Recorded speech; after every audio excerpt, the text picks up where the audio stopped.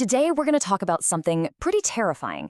It's a story about what happens when a government unleashes a powerful algorithm to hunt for fraud and ends up absolutely destroying thousands of innocent lives.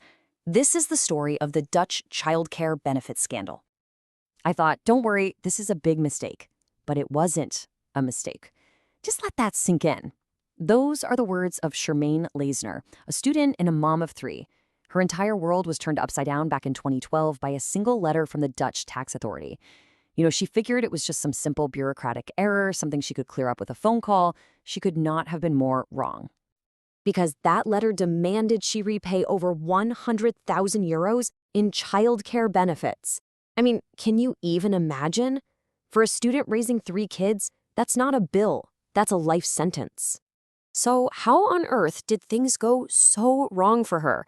How could one letter from the government have such a completely devastating impact? Well, let's take a closer look. That one demand, that one so-called mistake, kicked off a 9-year nightmare for Charmaine and her family. The stress was just immense, leading to depression, burnout.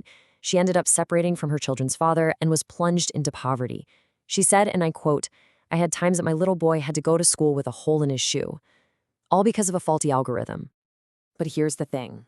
Charmaine's story, as absolutely tragic as it is, was not some isolated incident, not even close.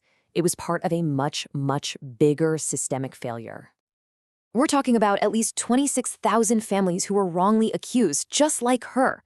26,000 families treated like criminals by their own government, all because of an automated system that went completely off the rails. In the Netherlands, they have a name for it, the Toeslagenaffaire, which basically means the benefits affair. And the villain at the heart of this whole story?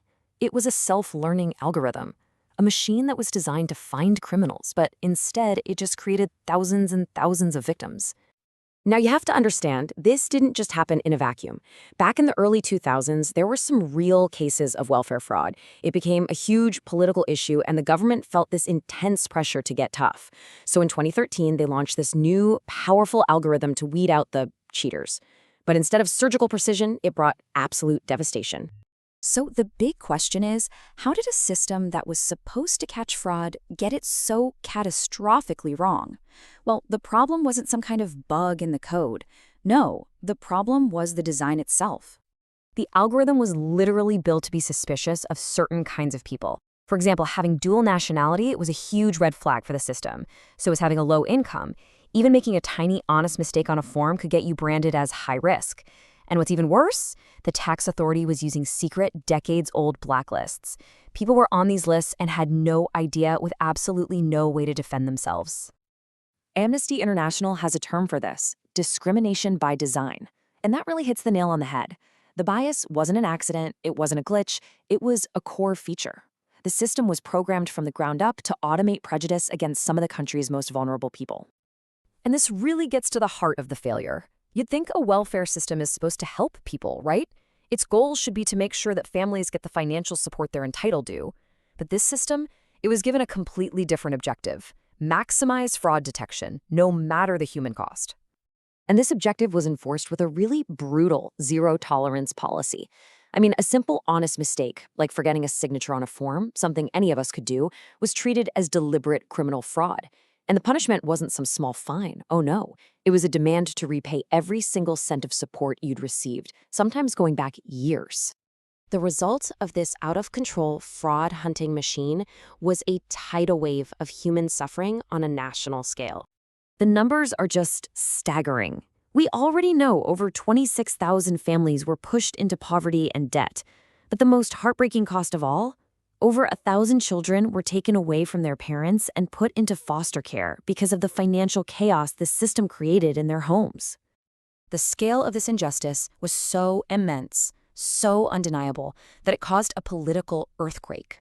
In January of 2021, the entire Dutch government, including the Prime Minister, was forced to resign over this. A parliamentary inquiry gave the whole scandal its official name, Unprecedented Injustice, and its final report was damning.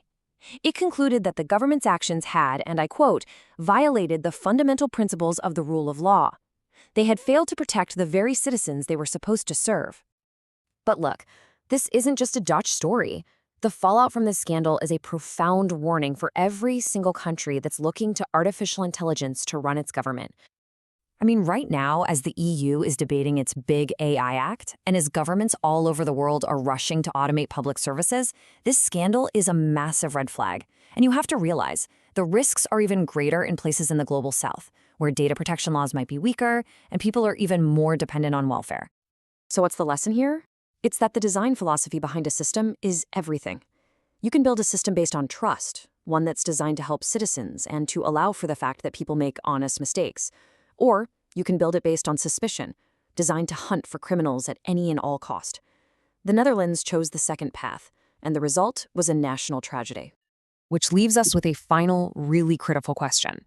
When we build these powerful systems that are designed from the start to suspect the very people they're supposed to serve, who do they really benefit? And what do we all lose in the process?